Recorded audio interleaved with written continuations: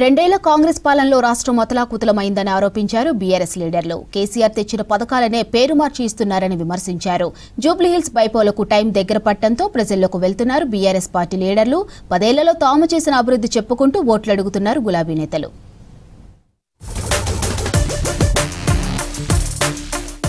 జూబ్లీహిల్స్ ఎన్నికల్లో తెలంగాణకు లాభం చేసే తీర్పు ప్రజలు ఇవ్వాలన్నారు BRS working president KTR. Hyderabad ప్రజలు కాంగ్రెస్ పార్టీని నమ్మలేదన్నారు. 2 ఏళ్లలో రాష్ట్రాన్ని హైదరాబాద్ ను నాశనం చేశారని విమర్శించారు. హైదరాబాద్ తెలంగాణ భవన్లో హోటల్స్ కార్మిక యూనియన్ నేతలతో సమావేశమయ్యారు కేటీఆర్. 2 ఏళ్లలో మీరు ఒక్కసారి గుర్తు తెచ్చుకోండి. ఒక్క మాట ప్రజలకు ఇచ్చిన ఒక్కటంటే ఒక్క మాట నిలబెట్టుకున్నారా? ఏదన్నా ఎక్కడ కూడా మీ ఏ ఒక్కరు కూడా కాంగ్రెస్ పార్టీని నమ్మలేదు కాబట్టే మొత్తం ఓఆర్ఆర్ లోపల ఒక్క సీటు కూడా కాంగ్రెస్ కి ఇవ్వకుండా మొత్తంగా గులాబీ జెండా ఎగిరేసిందే మీరు. రాష్ట్రంలో కేసీఆర్ 1022 గురుకుల స్కూళ్లను ఏర్పాటు చేశారన్నారు మాజీ మంత్రి కేటీఆర్. ఒక గురుకుల స్కూల్ నుంచి 16 మంది మెడికల్ కాలేజీల్లో ఎంబీబీఎస్ విద్యను అభ్యసిస్తున్నారన్నారు. గురుకులాల నుంచి వేలాది మంది స్టూడెంట్స్ ఇంజనీర్స్, డాక్టర్స్, లాయర్లు అవుతున్నారన్నారు. జహీరాబాద్ లోని గురుకులాల్లో చదివి మెడికల్ కాలేజీలో సీట్లు సాధించిన విద్యార్థులతో తెలంగాణ భవన్ లో సమావేశమయ్యారు కేటీఆర్, హరీష్ రావు. ఇలా గర్వం ఎక్కడ అనిపిస్తుంది అంటే, ఇగో మా హరీష్ రావు గారి నేతృత్వంలో, కేసీఆర్ గారి మార్గదర్శకత్వంలో తెలంగాణలో 4 మెడికల్ కాలేజీలు ఉంటాయి. ఇలా 34 మెడికల్ కాలేజీలు అయినాయి. 34, 1 కాదు 2 కాదు. తెలంగాణ రాకముందు 4 ఉండే, ఇలా 34 అయినాయి. ఒక గది మన గర్వకారణం. ఏం సాధించినాం తెలంగాణలో అంటే ఎన్నో సాధించినాం. మన పంట పొలాలకు నీళ్లు తెచ్చుకున్నాం, మన పిల్లలకు చదువులు చెప్పించుకుంటున్నాం. మెడికల్ కాలేజీలు, నర్సింగ్ కాలేజీలు, ఇంజనీరింగ్ కాలేజీలు విస్తరించుకొని ఇవాళ తెలంగాణ అనేది భారతదేశానికి ఒక దిక్సూచిగా మారింది. మేమందరం ఇటు వడ్డెర సంఘాల నేతలతో భేటీ అయ్యారు హరీష్. మళ్లీ కేసీఆర్ వస్తేనే ప్రజలకు మేలు జరుగుతుందన్నారు. హైదరాబాద్ లో కేసీఆర్ 1,00,000 డబుల్ బెడ్రూమ్ ఇండ్లు కడితే రేవంత్ 1,00,000 ఇండ్లను కూల్చారని ఆరోపించారు.